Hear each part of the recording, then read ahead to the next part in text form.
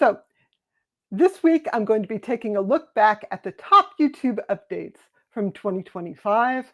I'll note that there are a lot of updates from 2025. I'm not going to be able to get to all of them.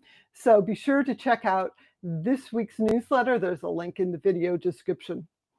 So this year was, I keep saying this year, it's 2026, talking about 2025. So 2025 was YouTube's 20th anniversary.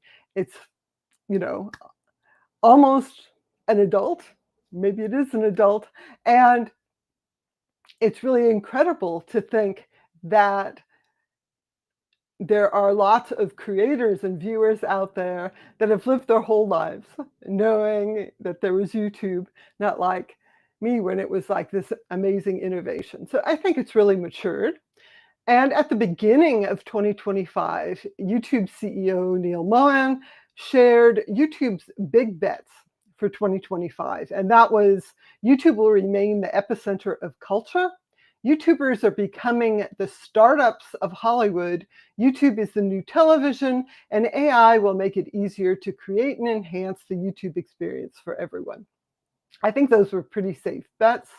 But while AI was mentioned, not all of the updates this year were AI. In fact, a lot of them were not. So again, be sure to check out this week's newsletter if you want to see all the updates.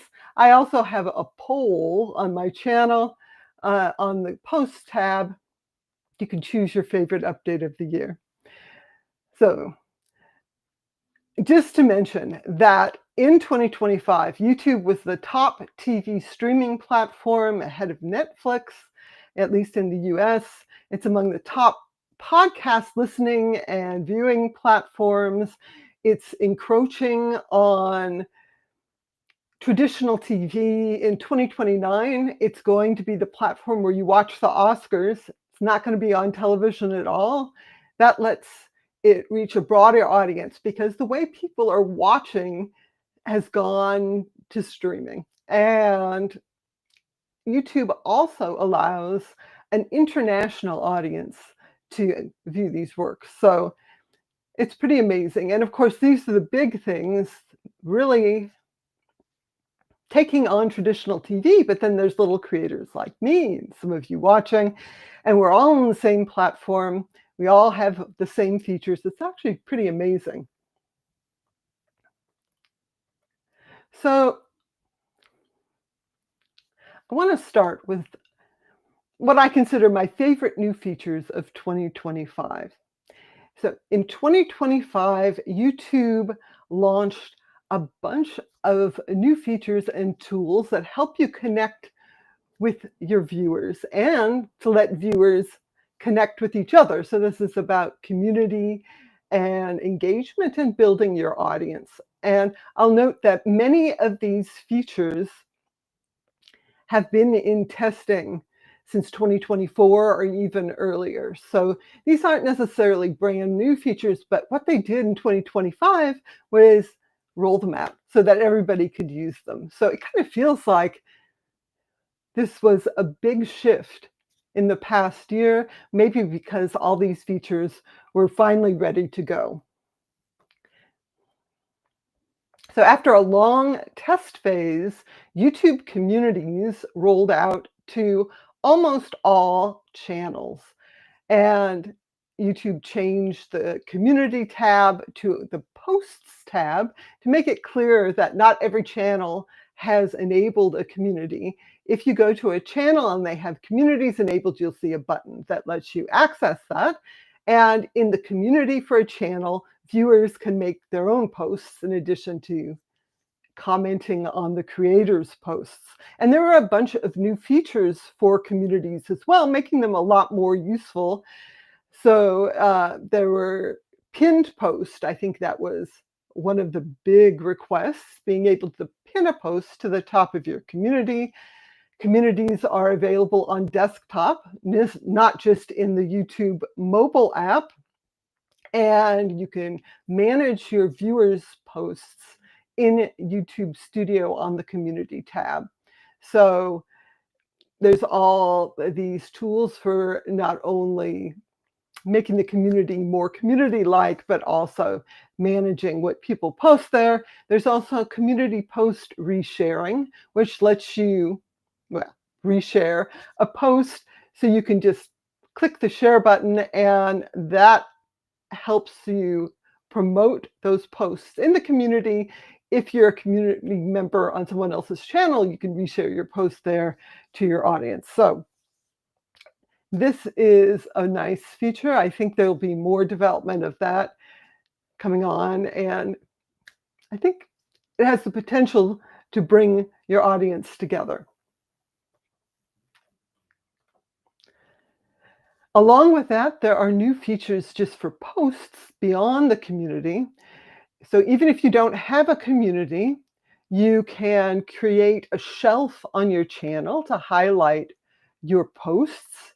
And there is a bunch of promotional things. For example, you may see a little icon in the YouTube Shorts feed that says the channel for the short that you're looking at has new posts posted.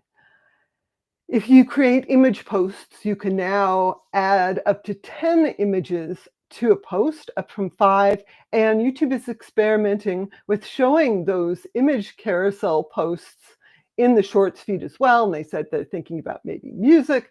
I think that'll be interesting. So posts are really becoming a thing. You can use them, quizzes, polls, images, share videos. So kind of behind the scenes and engaging people. So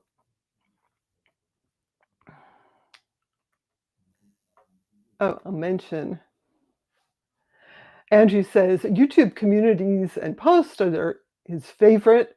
Combine that with playlists and restrict to subscribers and members, and can act almost like a website without a domain or hosting costs. I think that's an interesting way of looking at it, where you can use this as a way to really build your own space to engage with your community. Also launched in 2025 are collaborations. And this is for video on demand and shorts, and it can be for live streams after the archive has processed. So it's a video on demand. Basically, you can have up to 5 channels collaborating, and the idea is that the video shows all those collaborators. The audiences for all those collaborators may be shown this video because it's a collaboration, and it's easy. You can subscribe to all the collaborators. So I think it's a way, especially if the host channel is a larger channel, to maybe get more eyes on a smaller channel. And you can show the collaborations on a shelf on your channel's home tab, so people can look there, and along with the videos you posted to your channel, there's the collaborations. So there is a host channel for those, and the host channel gets credited all the watch time, and if it's monetizing, all the revenue. So that's not perfect. It'd be great if that was somehow split, but I think this is a pretty cool feature.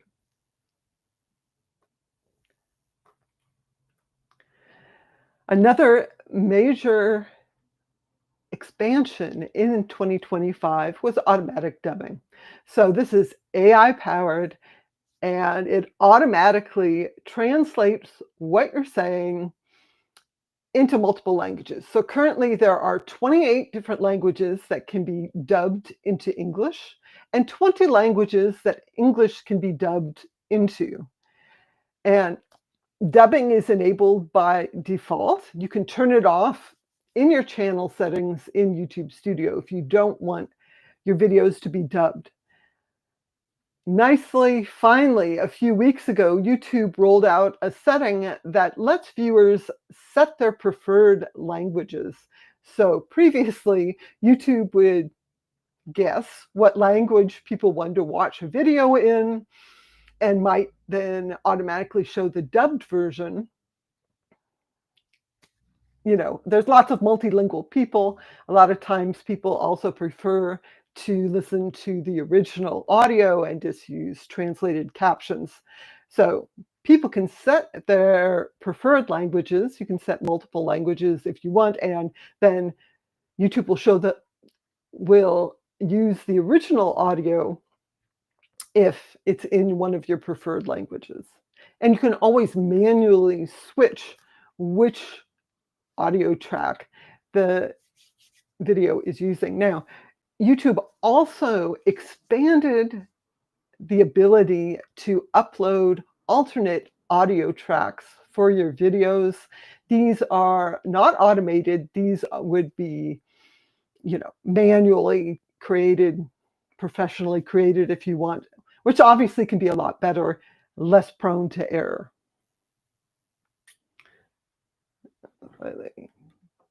Turn on my light there.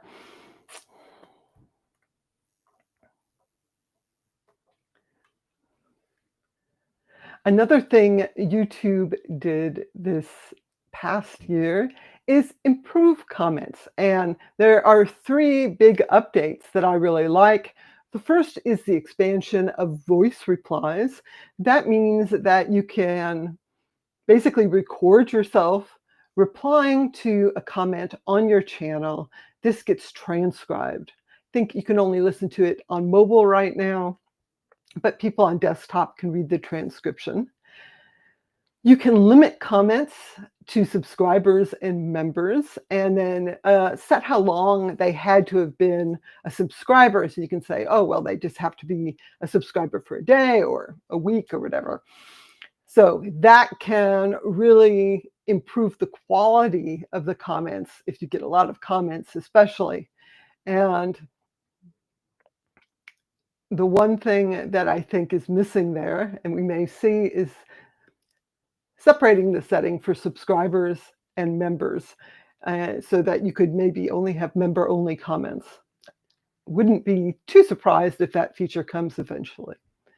And then comments are now threaded. This makes it much easier to follow a conversation. Previously, there'd be a top-level comment and then just a bunch of replies.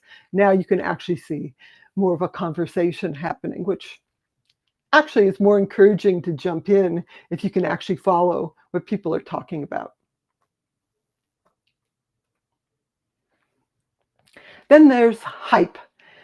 So hype is a way to promote a video that you like. This is only for new videos posted in the past week on channels from 500 to 500,000 subscribers. So you hype it, and then there's a hype leaderboard. There's sort of a boost given to smaller channels to even the playing field there. In 2025, hype expanded to 39 countries, including the US. Previously, it was only available in Brazil, Turkey, and Taiwan. And they not only created hype leaderboards, these are country specific, they also made hype categories, so you can break down the top hyped video for gaming or, cooking or beauty or whatever. So this is a way to promote your favorite creator when they post a new video. You can actually create a post when you hype a video. So again, your audience sees that, oh, Peggy hyped this video. Maybe I should go check it out. Maybe I should hype it too. I don't know. So this is a way of kind of creating word of mouth. I think this is going to be a theme going into the next year. YouTube expanded access to courses. YouTube courses got tighter controls on them. So, and there's requirement that the videos have to have the intent to teach. There have to be at least 3 different videos in a course and not be age restricted. And like podcasts, a course is basically a special playlist. Viewers can comment on the playlist itself, not just on the individual videos, and they get to track their progress watching the videos, and they get a badge when they finish watching. So this, I think, can really encourage people to watch all your videos on a topic if they have that nice little badge award at the end. Sadly, there's no way to monetize these other than through advertising.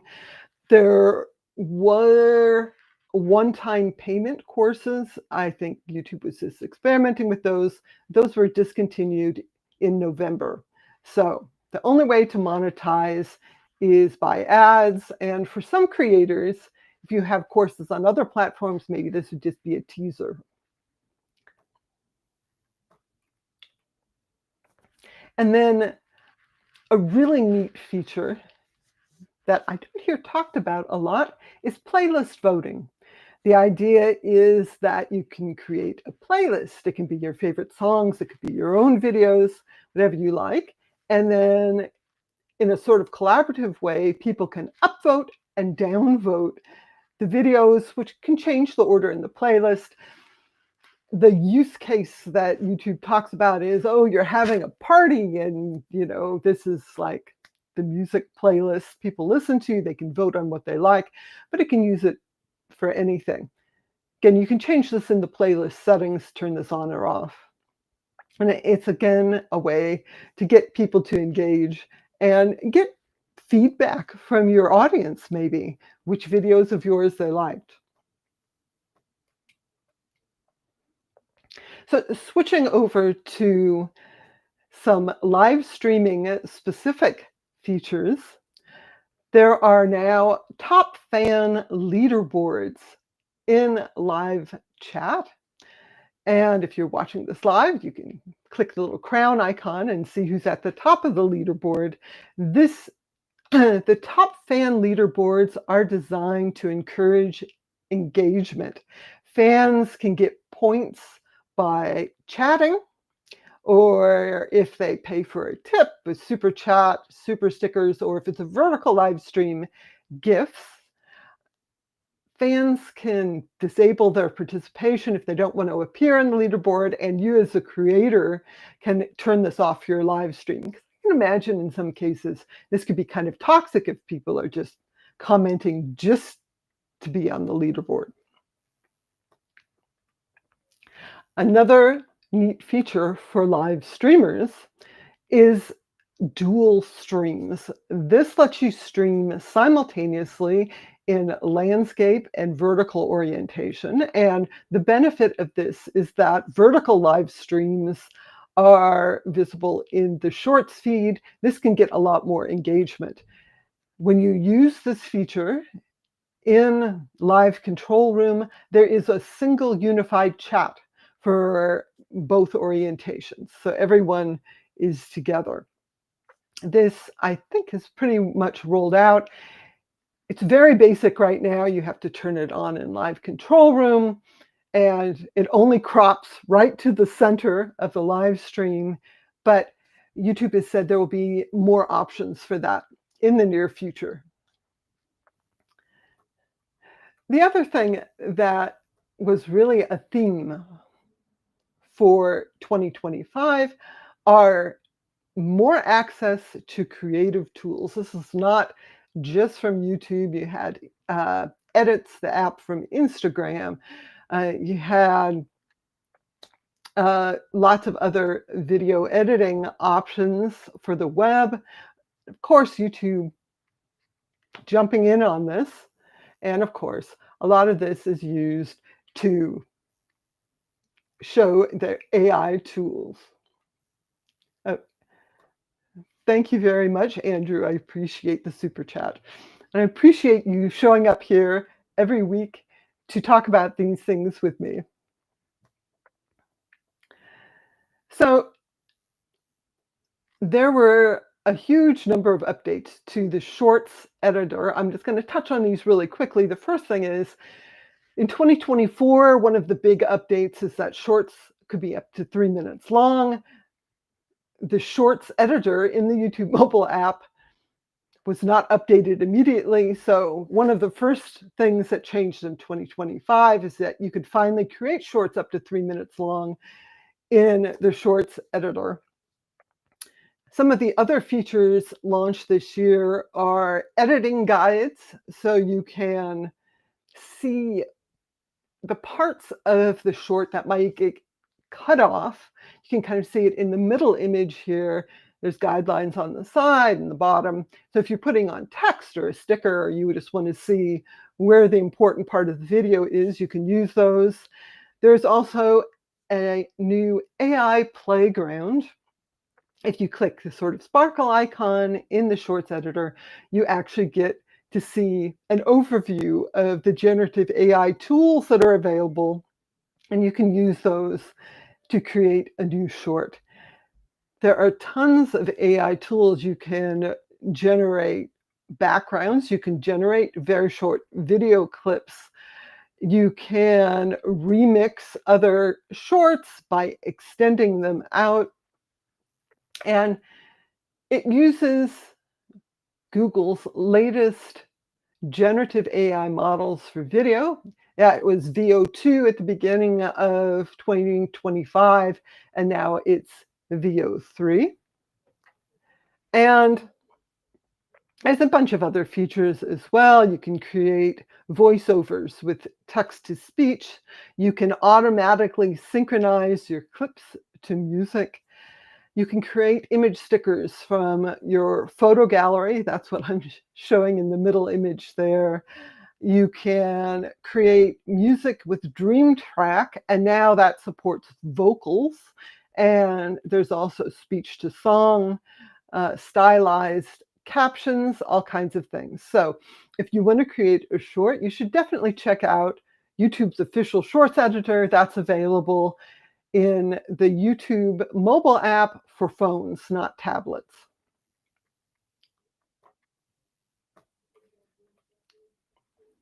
There's also an effect maker tool for shorts. You can use this to essentially code a new effect that may be available in the Shorts editor. So you create these effects and then you can share them, and people go in, they select effects in the Shorts editor, and they may see yours. They made this very user-friendly, so you don't have to know coding or anything like that. This is available almost everywhere except Europe, I think. A lot of the generative AI tools are not available in Europe. The other big update is that the YouTube Create video editor app finally got some updates. It was kind of neglected for a while. It launched originally in a very limited way in 2023, only available in a few countries, only available for Android. So as of the end of 2025, it's now available in 21 different countries and available for both Android and iOS devices. So if you have a mobile device, you can check this out. It also gained a bunch of new features. There are templates you can use. You can use the new Edit with AI video creation tool that lets you select images and videos from your gallery, select some music, and it assembles sort of a draft video for you, which you can edit, or you can just leave it as is. And it has, of course, the generative AI video creation. A lot of this is very much the same as in the Shorts editor, of course. They use the same features, but the YouTube Create app lets you create videos without any watermark. You can create landscape or vertical, download them to your device, upload them anywhere you want. So it's turning into a full-fledged video editing app for your mobile device.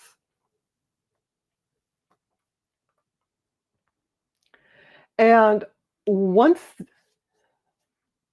I'm just shifting gears a little bit, if you use vertical live streaming, there is a new feature that automatically creates highlight shorts from your vertical live stream. You can choose to publish these or not. Of course, this is AI powered. And this lets you repurpose some of your live streams. And along similar lines, you can create clips from your long form videos in YouTube Studio. And there's a new AI-powered tool that creates suggested clips. These are only for videos in a podcast playlist for users in the US and Canada. But the idea is you have a podcast, and this will automatically find segments that make a good clip. I haven't played with that yet, but that's on my list. And of course, there's still a very basic video editor in YouTube Studio. The only really big change this year is that you can no longer revert to the original video if you edit it, so keep that in mind. And it was apparently because people were abusing that feature. So just a few notes about new features in YouTube Studio and analytics. This is where creators go to see their stats, change their settings, make adjustments, things like that. The way Shorts views are counted has changed. This is actually a pretty significant update. Previously, people had to actually watch the short for a while, and then it would count as a view. The problem is that other platforms like Instagram Reels and TikTok, they count a view as soon as the video starts playing. And of course, if you're in the feed, they start playing automatically. So it's more like an impression. So YouTube changed their metrics to match with that. Now, Shorts views are whenever the video starts playing. You can still see the original metric, though. That's engaged views. So kind of just making everything similar to the other platforms out there. It's probably good if you're trying to promote yourself and compare your views on different platforms. Now, if you go into YouTube Studio Analytics on desktop, the advanced analytics, that's where you can really get in and do comparisons and really take a deep dive into your stats. It got a complete makeover. There's new controls and filters right on the sidebar, easy to find. There's a menu of popular reports, and once you create a report, you can save it so you can go back to it later. Now, this is a really useful update, making it more user-friendly. Still complicated. There's also new metrics. You can see device type stats. That shows the percentage of watch time from viewers on computers versus mobile phones, tablets, and TVs. And for some channels, they're seeing this, and it's like all of a sudden they realize they're seeing a lot of views on TV for the content, which is kind of exciting. There's also watch behavior stats, and you can break down your audience into new viewers, casual viewers, and regular viewers, people who consistently watch for at least 6 months. And you can see which content is popular with different types of viewers. Again, this gives a better handle on people who are watching your content, and separating it like this lets you see, well, you know, my regular viewers, my loyalist fans like this content, but the new viewers like different content. You can take that into account. And then in a very useful update, YouTube has added title testing to thumbnail testing. So now you can test 3 combinations of title and thumbnail. The winner is the one that generates the most watch time. They run simultaneously by YouTube, and they automatically pick a winner. So this is a great way to figure out what's working and what isn't. The title and the thumbnail are like the movie poster for your video. That's what gets people to click. And of course, you need to have the good content there to keep people watching, which is why they use watch time as the metric to compare.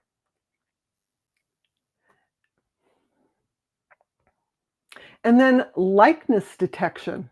This is rolling out to all creators in the YouTube Partner Program by January this month.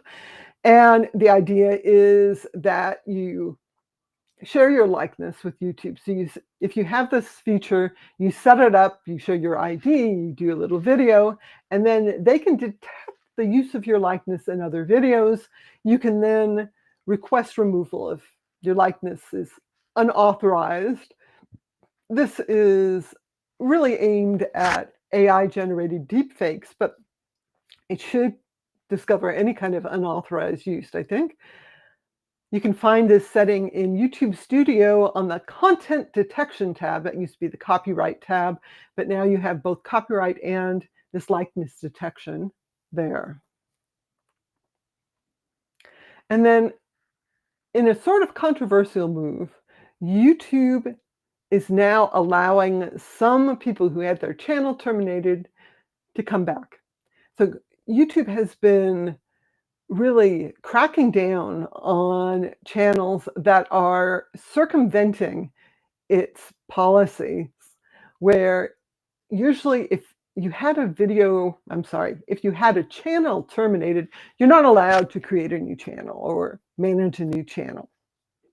So some channels are getting removed because they are circumventing that. But there is now a chance to come back. This is a pilot program, and if it's been at least a year since the channel was terminated, the creator can apply, and YouTube may say, yes, you can create a new channel. This does not restore the old channel or the old subscribers. And of course, they have to follow policies, but it does give a second chance.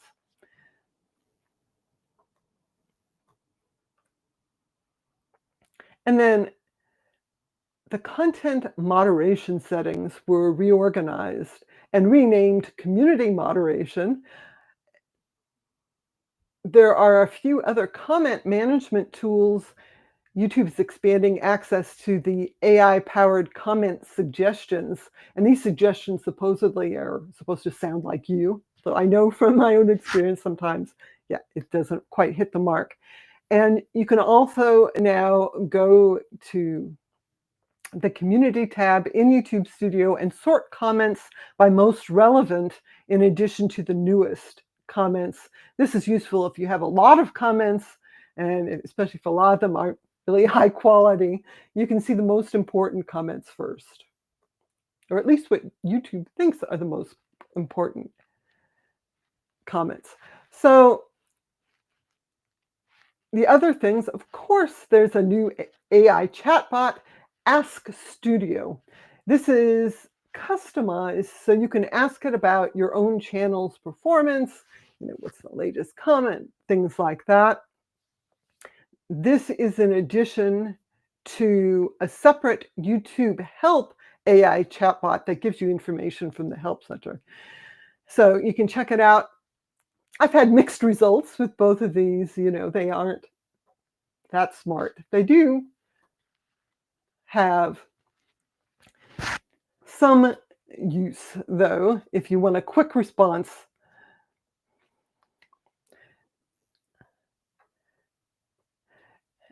Andrew says, relating to this new pilot program, I'd be interested in the percentage applied for and actually granted. Yeah, I think that that's a very interesting question. I imagine that for certain types of channel terminations, if the content was especially bad, YouTube's just going to say no way. I think the other thing that'll be interesting is that people who get a new channel based on this, are they more likely to violate policy? Again, who knows? So I just wanted to take a quick minute about what I think is going to happen in 2026. A couple of trends that we're seeing. I think we're seeing people who are not trusting algorithms to show them content, and people who are looking for authenticity. And those things kind of go together.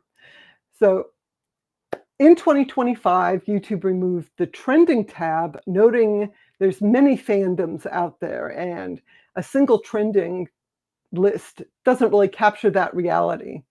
And you could kind of couple that with people's distrust of algorithms, and you get these changes. What do people like? They like sharing videos with their friends. Instagram especially, and TikTok also, both have created sort of collaborative video feeds based on direct messaging and what your friends are watching. So YouTube is dipping their toe into this. They started experimenting with video sharing by direct message. Early days yet. It's right now only available in Ireland and Poland, so that they're just experimenting now. It'll be interesting to see where this goes.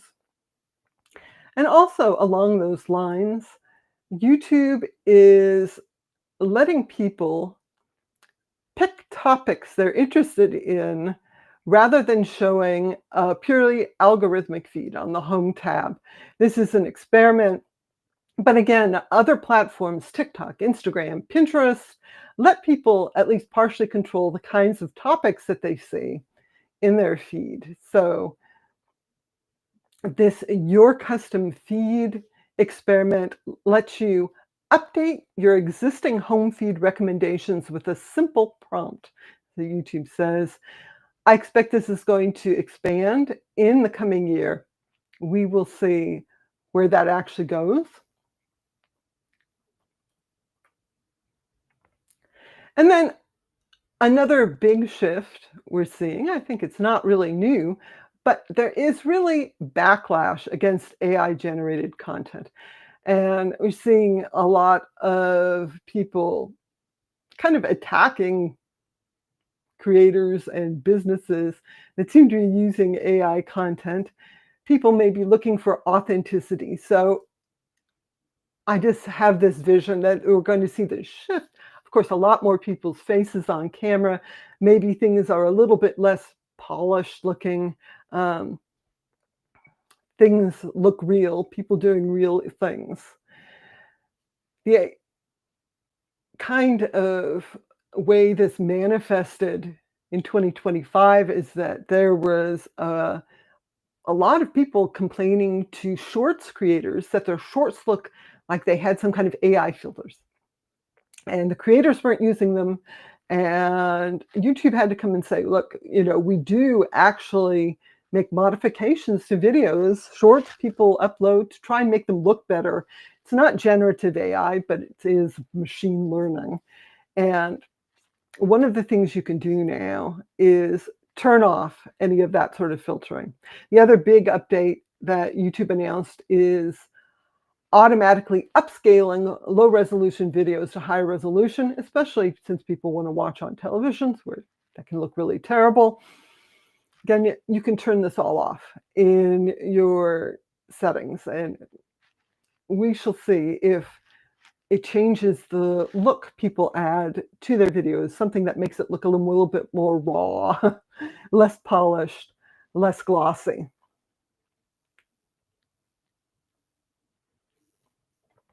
So those are the updates I'm going to cover. Like I said, there's a lot more that was launched in 2025. There were a bunch of monetization related updates. If you're monetizing, especially for live streams, you can have these new side-by-side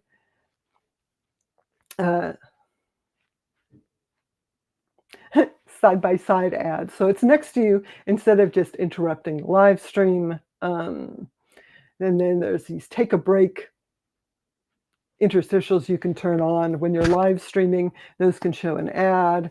There's new ways to get paid through AdSense. A lot of interesting updates for 2025. Be sure to check out them all in this newsletter. And I just want to take a moment to say thank you guys for watching. Craig and Andrew and Jolene, I love to see you here today. You guys are my regulars. I appreciate so much you being here and chatting and putting your input. It keeps it real for me. So thank you so much. Next week, I'll talk about a few general trends and maybe we'll have some actual updates. So thank you for joining me this week, and I will see you all next Sunday.